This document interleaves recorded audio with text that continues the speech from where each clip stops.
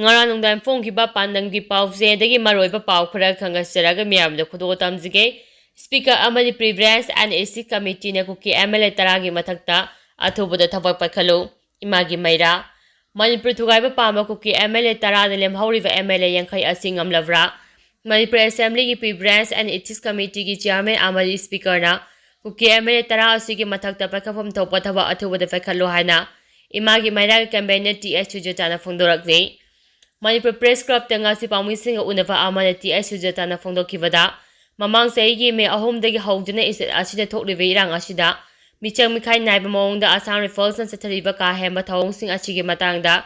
me kunganipada national media singda phongdokibasu laikhrei masida natana Manipurgi issue asi loisinaba chapchaba thawak pakhatnaba wafam yawba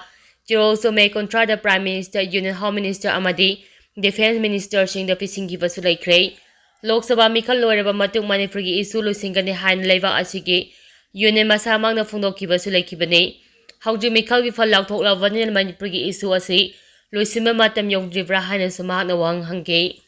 mahakna makhata aduna Manipurgi oriba phibam asida state lengang na mathongna yawdabagom adumak tumini laisimba mamagi thawong ama tawriba asimak laiba thibani lamdam asigi maikei marida chatniba mafam chapa ngamja lairiba phibam asida mataw karamna ingtapa hanjilakle haigadoribano Manipur thugaiba pamba Kuki MLA taradi ngasi chu demand tanba leptre Adubu Manipur Assembly gi Preference and Ethics Committee gi Chairman amadi Speaker na Kuki MLA tarasi gi mathakta chapchaba pakhapham thoba thaba amata pakhatana leire Kuki MLA tarasi na lemhauriba MLA yankhai asidagi hena mathawna leiba jatla makoina loina ngamba jatla haiba wang hangladuna Kuki MLA taragi mathakta Speaker amadi Assembly gi Preference and Ethics Committee na athubada pakhapham thoba thaba pakhakadavani haike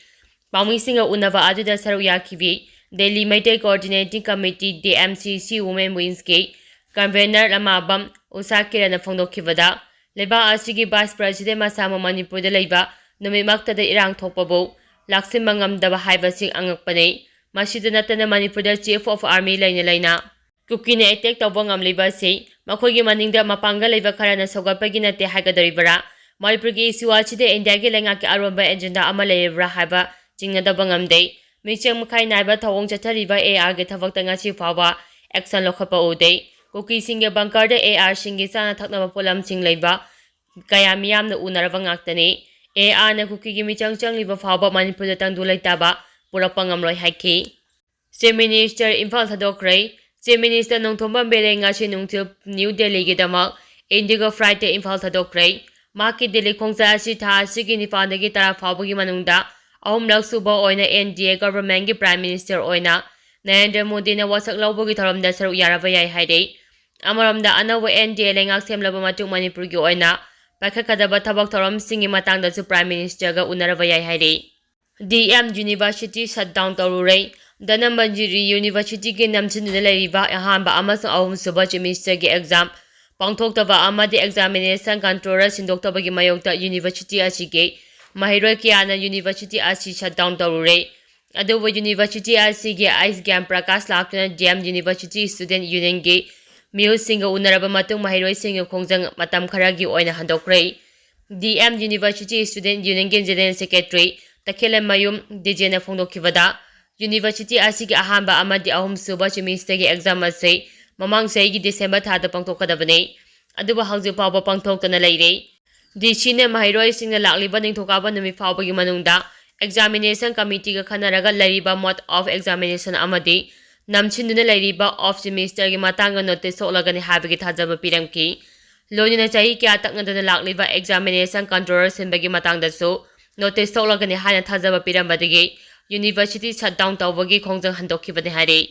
sakhangdaba singna kokomi gi coordinator Somendro gi yum ama ta tholam lei Coordinating Committee on Manipur Integrity Kukomegi Coordinator Somendro Thoksomgi Nambol Chiam de Labor Yum da Sakangdaba Khulai Fiber Sing Sanglakuna Yum Aduda Kamdan Tamba Gari Yang Yumgi Pochai Kaya Amata to Ambagi Matakta Coordinator Sigiloina Vidasu no Mainam de Kia Lamley Tongdo Singra Numidang Pungta Makarom Tabada Toki Van Hide Amaramda Kukomegi Coordinator Somendro Thoksomgi Yum da Sataram Riva Tongbo Yaning the Pongdokuna Nambol Chiam Awang Lakaida Maikai adogi maya pabi singna wakami from pamdina kongjang sang singgrei ꯈꯣꯡꯖꯪ ꯑꯗꯨꯗ ꯁꯔꯨꯛ ꯌꯥꯈꯤꯕꯤ ꯃꯩꯔꯥꯄꯥꯕꯤ ꯑꯃꯅ ꯐꯣꯡꯗꯣꯛꯄꯗ ꯁꯣꯃꯦꯟꯗ꯭ꯔꯣ ꯑꯁꯤ ꯃꯅꯤꯄꯨꯔꯒꯤ ꯇꯣꯉꯥꯟ-ꯇꯣꯉꯥꯟꯕ ꯏꯁꯨꯁꯤꯡꯗ ꯃꯥꯡꯖꯤꯟ ꯊꯥꯅ ꯁꯔꯨꯛ ꯌꯥꯔꯤꯕ ꯂꯨꯆꯤꯡꯕ ꯑꯃꯅꯤ꯫ ꯃꯍꯥꯛꯀꯤ ꯌꯨꯝꯗ ꯂꯩꯕ ꯄꯣꯠꯂꯝ ꯀꯌꯥ ꯑꯃꯥꯡ-ꯑꯇꯥ ꯊꯣꯛꯍꯜꯂꯝꯕꯇ ꯅꯠꯇꯅ ꯁꯣꯃꯦꯟꯗ꯭ꯔꯣꯒꯤ ꯂꯣꯏꯅꯕꯤꯕꯨ ꯄꯤꯛꯂꯤꯕ ꯃꯆꯥꯁꯤꯡꯒꯤ ꯃꯃꯥꯡꯗ ꯅꯣꯡꯃꯩꯅ ꯀꯥꯞꯀꯅꯤ ꯍꯥꯏꯗꯨꯅ ꯀꯤꯍꯜꯂꯝꯕꯒꯤ ꯊꯧꯑꯣꯡ ꯑꯁꯤ ꯌꯥꯅꯤꯡꯗꯦ꯫ ꯑꯁꯤꯒꯨꯝꯕ ꯊꯧꯑꯣꯡ ꯑꯁꯤ ꯀꯅꯥꯅ ꯀꯔꯤ ꯃꯔꯝꯒꯤꯗꯃꯛꯇ ꯆꯠꯊꯔꯝꯃꯤꯕꯅꯣ ꯍꯥꯏꯕ ꯑꯊꯨꯕ ꯃꯇꯝꯗ ꯁꯦꯡꯗꯣꯛꯄꯤꯌꯨ꯫ ꯂꯩꯉꯥꯛꯀꯤ ꯃꯔꯤ ꯂꯩꯅꯕ ꯗꯤꯄꯥꯔꯠꯃꯦꯟꯠꯁꯤꯡꯅꯁꯨ ꯃꯔꯥꯜ ꯂꯩꯕ ꯃꯤꯑꯣꯏꯁꯤꯡ ꯐꯥꯕꯤꯌꯨ ꯍꯥꯏꯔꯤ꯫ ꯒꯕꯔꯅꯔꯅ ꯏꯆꯥꯎꯒꯤ ꯑꯋꯥꯕ ꯅꯪꯂꯕꯁꯤꯡꯒꯤ ꯐꯤꯚꯝ ꯌꯦꯡꯁꯤꯟꯈ꯭ꯔꯦ꯫ ꯁꯥꯏꯀ꯭ꯂꯣꯟ ꯔꯦꯃꯥꯅ ꯃꯔꯝ ꯑꯣꯏꯗꯨꯅ ꯃꯅꯤꯄꯨꯔꯗ ꯃꯦ 29ꯗꯒꯤ ꯅꯨꯃꯤꯠ ꯈꯔꯅꯤ ꯂꯦꯞꯇꯅ ꯅꯨꯡꯁꯤꯠꯀ ꯂꯣꯏꯅꯅ ꯆꯨꯈꯤꯕ ꯅꯣꯡꯅ ꯏꯝꯐꯥꯜ ꯇꯨꯔꯦꯜ ꯃꯐꯝ ꯀꯌꯥꯗ ꯀꯥꯏꯗꯅ ꯏꯆꯥꯎ ꯊꯣꯛꯄꯗꯒꯤ ꯂꯩꯐꯝ ꯂꯩꯇꯅ ꯈꯨꯃꯟ ꯂꯝꯄꯥꯛꯀꯤ ꯔꯤꯂꯤꯐ ꯀꯦꯝꯞꯇ ꯆꯪꯖꯐꯝ ꯂꯧꯗꯨꯅ ꯂꯩꯔꯤꯕ ꯃꯤꯑꯣꯏꯁꯤꯡꯒꯤ ꯐꯤꯚꯝ ꯒꯚꯔꯅꯃꯦꯟꯠ ꯑꯅꯤꯁꯥ ꯎꯏꯀꯦꯅ ꯌꯦꯡꯁꯤꯟꯈ꯭ꯔꯦ꯫ ꯒꯕꯔꯅꯔꯅ ꯑꯋꯥꯕ ꯇꯥꯔꯕꯁꯤꯡꯒ ꯍꯛꯊꯦꯡꯅꯅ ꯎꯅꯕꯒ ꯂꯣꯏꯅꯅ ꯃꯈꯣꯏꯒ ꯋꯥꯔꯤ ꯁꯥꯅꯗꯨꯅ ꯆꯤꯐ ꯃꯤꯅꯤꯁꯇꯔ ꯑꯃꯁꯨꯡ ꯆꯤꯐ ꯁꯦꯀ꯭ꯔꯦꯇꯔꯤꯗ ꯔꯤꯂꯤꯐꯀꯤ ꯊꯕꯛ ꯈꯨꯗꯛꯇ ꯂꯧꯈꯠꯅꯕ ꯈꯪꯍꯟꯈ꯭ꯔꯦ ꯍꯥꯏꯕꯒ ꯂꯣꯏꯅꯅ ꯗꯤꯁꯇ꯭ꯔꯤꯛ ꯑꯦꯗꯃꯤꯅꯤꯁꯇ꯭ꯔꯦꯁꯟꯗꯁꯨ ꯏꯆꯥꯎꯅ ꯁꯣꯛꯍꯜꯂꯕꯁꯤꯡꯒꯤ ꯁꯔꯚꯦ ꯑꯊꯨꯕꯗ ꯇꯧꯗꯨꯅ ꯀꯌꯥ ꯌꯥꯝꯅ ꯑꯃꯥꯡ-ꯑꯇꯥ ꯊꯣꯛꯍꯟꯈ꯭ꯔꯦ ꯍꯥꯏꯕ ꯈꯪꯗꯣꯛꯅꯕ ꯄꯥꯎꯇꯥꯛ ꯄꯤꯈꯤ꯫ ꯈꯨꯃꯟ ꯂꯝꯄꯥꯛꯀꯤ ꯔꯤꯂꯤꯐ ꯀꯦꯝꯞ ꯑꯁꯤꯗ ꯏꯆꯥꯎꯅ ꯁꯣꯛꯍꯜꯂꯕ ꯏꯃꯨꯡ 19 ꯃꯤꯑꯣꯏ 139ꯅ ꯆꯪꯖꯐꯝ ꯂꯧꯗꯨꯅ ꯂꯩꯔꯤ꯫ ꯇꯨꯡꯗ ꯒꯕꯔꯅꯔꯅ ꯅꯥꯒꯥꯔꯥꯝꯒꯤ ꯏꯆꯥꯎꯒꯤ ꯐꯤꯚꯝꯁꯨ ꯆꯠꯇꯨꯅ ꯌꯦꯡꯁꯤꯟꯈꯤ ꯑꯃꯗꯤ NDRFꯅ ꯂꯧꯈꯠꯂꯤꯕ ꯊꯧꯗꯥꯡꯕꯨ ꯃꯍꯥꯛꯅ ꯁꯤꯡꯊꯥꯈꯤ꯫ ꯒꯕꯔꯅꯔꯒꯤ ꯈꯣꯡꯆꯠ ꯑꯗꯨꯗ ꯏꯝꯐꯥꯜ ꯏꯁ DC ꯈꯨꯃꯟꯊꯦꯝ ꯗꯥꯏꯅꯥ ꯑꯃꯁꯨꯡ ꯁꯦꯀ꯭ꯔꯦꯇꯔꯤ ꯇꯨꯔ ꯒꯕꯔꯅꯔ ꯕꯣꯕꯤ ꯋꯥꯏꯈꯣꯝꯁꯨ ꯁꯔꯨꯛ ꯌꯥꯈꯤ꯫ ꯑꯑꯣꯟꯕ ꯈꯨꯟꯅꯥꯏ ꯑꯃ ꯄꯨꯔꯛꯄꯗ ꯃꯤꯗꯤꯌꯥꯒꯤ ꯊꯧꯗꯥꯡ ꯆꯥꯎꯏ ꯕꯤꯃꯣꯜ ꯑꯀꯣꯏꯖꯝ꯫ ꯑꯑꯣꯟꯕ ꯈꯨꯟꯅꯥꯏ ꯑꯃ ꯄꯨꯔꯛꯅꯕ ꯍꯣꯠꯅꯕꯗ ꯏ-ꯄꯥꯎꯒꯤ ꯂꯝꯗ ꯂꯩꯔꯤꯕ ꯃꯤꯗꯤꯌꯥꯁꯤꯡꯒꯤ ꯊꯧꯗꯥꯡ ꯌꯥꯝꯅ ꯃꯔꯨ ꯑꯣꯏ ꯍꯥꯏꯅ 19ꯁꯨꯕ ꯂꯣꯛ ꯁꯚꯥ ꯃꯤꯈꯜꯒꯤ ꯏꯟꯅꯔ ꯃꯅꯤꯄꯨꯔ ꯄꯥꯔꯂꯤꯌꯥꯃꯦꯟꯇꯔꯤ ꯀꯟꯁꯇꯤꯇ꯭ꯌꯨꯑꯦꯟꯁꯤꯗ ꯃꯥꯏ ꯄꯥꯛꯂꯛꯂꯕ ꯗꯣꯛꯇꯔ ꯑꯉꯣꯝꯆꯥ ꯕꯤꯃꯣꯜ ꯑꯀꯣꯏꯖꯝꯅ ꯐꯣꯡꯗꯣꯛꯈ꯭ꯔꯦ꯫ ꯀꯩꯁꯥꯝꯊꯣꯡ ꯇꯣꯞ ꯂꯩꯔꯛ ꯃꯆꯤꯟꯗ ꯂꯩꯕ ꯃꯍꯥꯛ ꯃꯁꯥꯒꯤ ꯃꯌꯨꯝꯗ ꯄꯥꯡꯊꯣꯛꯄ ꯄꯥꯎꯒꯤ ꯃꯤꯐꯝ ꯑꯃꯗ ꯗꯣꯛꯇꯔ ꯕꯤꯃꯣꯜ ꯑꯀꯣꯏꯖꯝꯅ ꯐꯣꯡꯗꯣꯛꯈꯤꯕꯗ ꯑꯑꯣꯟꯕ ꯃꯅꯤꯄꯨꯔ ꯑꯃꯒꯤꯗꯃꯛ MP ꯑꯃ ꯑꯣꯏꯅ ꯊꯕꯛ ꯇꯧꯕꯗ ꯃꯤꯗꯤꯌꯥꯕꯨ ꯅꯥꯊꯩꯗꯨꯅ ꯊꯝꯕꯒꯤ ꯋꯥꯐꯝ ꯂꯩꯔꯣꯏ꯫ ꯑꯣꯄꯣꯖꯤꯁꯟꯅ MP ꯑꯣꯏ ꯍꯥꯏꯗꯨꯅ ꯇꯨꯃꯤꯟꯅ ꯈꯛ ꯂꯩꯊꯣꯛꯂꯣꯏ꯫ MP ꯑꯃꯅ ꯃꯤꯌꯥꯝꯒꯤꯗꯃꯛ ꯀꯗꯥꯏ ꯐꯥꯎꯕ ꯇꯧꯕ ꯌꯥꯏ ꯍꯥꯏꯕꯗꯨ ꯃꯤꯌꯥꯝꯗ ꯈꯪꯍꯟꯒꯅꯤ꯫ ꯃꯤꯗꯤꯌꯥ ꯑꯁꯤ ꯃꯤꯌꯥꯝꯒꯤ ꯋꯥꯈꯜꯂꯣꯟ ꯐꯣꯡꯗꯣꯛꯐꯝ ꯑꯃꯗꯤ ꯈꯟꯅ-ꯅꯩꯅꯕꯒꯤ ꯐꯝꯄꯥꯛ ꯑꯃ ꯑꯣꯏꯔꯕꯁꯨ ꯀꯔꯤꯒꯨꯝꯕ ꯃꯇꯝꯗ ꯃꯅꯤꯡꯇꯝꯅ ꯋꯥꯈꯜꯂꯣꯟ ꯐꯣꯡꯗꯣꯛꯄ ꯉꯝꯗꯕ ꯑꯃꯗꯤ ꯏ-ꯄꯥꯎ ꯐꯪꯍꯟꯗꯕꯒꯤ ꯊꯧꯗꯣꯛ ꯊꯣꯛꯂꯤꯕ ꯑꯁꯤ ꯃꯤꯌꯥꯝ ꯄꯨꯟꯅ ꯅꯩꯅꯃꯤꯟꯅꯕ ꯆꯪꯏ꯫ ꯏ-ꯄꯥꯎꯒꯤ ꯂꯝꯗ ꯈꯣꯡꯗꯥꯔꯤꯕꯁꯤꯡꯅ ꯊꯦꯡꯅꯔꯤꯕ ꯑꯋꯥꯕ ꯑꯃꯗꯤ ꯂꯧꯔꯤꯕ ꯊꯧꯗꯥꯡꯁꯤꯡ ꯃꯤꯄꯨꯝ ꯈꯨꯗꯤꯡꯃꯛꯅ ꯈꯪꯃꯤꯟꯅꯗꯨꯅ ꯃꯤꯗꯤꯌꯥꯁꯤꯡꯕꯨ ꯏꯀꯥꯏ ꯈꯨꯝꯅꯁꯤ꯫ ꯂꯣꯏꯅꯅ ꯃꯤꯈꯜ ꯃꯃꯥꯡꯗ ꯃꯤꯌꯥꯝꯅ ꯊꯥꯖꯕ ꯄꯤꯈꯤꯕ ꯋꯥꯐꯝꯁꯤꯡ ꯊꯕꯛꯇ ꯑꯣꯟꯊꯣꯛꯅꯕ ꯍꯣꯠꯅꯒꯅꯤ ꯍꯥꯏꯅꯁꯨ ꯃꯍꯥꯛꯅ ꯐꯣꯡꯗꯣꯛꯈꯤ꯫ MLA RK ꯏꯃꯣꯅ ꯊꯥꯒꯠꯂꯛꯂꯤ꯫ ꯍꯟꯗꯛ ꯄꯥꯡꯊꯣꯛꯈꯤꯕ 19ꯁꯨꯕ ꯂꯣꯛ ꯁꯚꯥ ꯃꯤꯈꯜꯗ ꯃꯅꯤꯄꯨꯔꯒꯤ MP ꯁꯤꯠ ꯑꯅꯤꯃꯛ ꯀꯪꯒ꯭ꯔꯦꯁꯀꯤ ꯃꯤꯔꯦꯞꯁꯤꯡꯅ ꯃꯥꯏ ꯄꯥꯛꯈꯤꯕꯕꯨ ꯁꯒꯣꯜꯕꯟ ꯀꯦꯟꯗ꯭ꯔꯒꯤ MLA RK ꯏꯃꯣꯅ ꯅꯨꯡꯉꯥꯏꯕ ꯑꯃꯁꯨꯡ ꯊꯥꯒꯠꯄ ꯐꯣꯡꯗꯣꯔꯛꯂꯤ꯫ ꯁ꯭ꯇꯦꯠ ꯑꯁꯤꯒꯤ ꯃꯤꯌꯥꯝꯒꯤ ꯆꯥꯎꯈꯠ ꯊꯧꯔꯥꯡꯗ ꯃꯥꯏ ꯄꯥꯛꯂꯕ MP ꯑꯅꯤ ꯑꯉꯣꯝꯆꯥ ꯕꯤꯃꯣꯜ ꯑꯀꯣꯏꯖꯝ ꯑꯃꯁꯨꯡ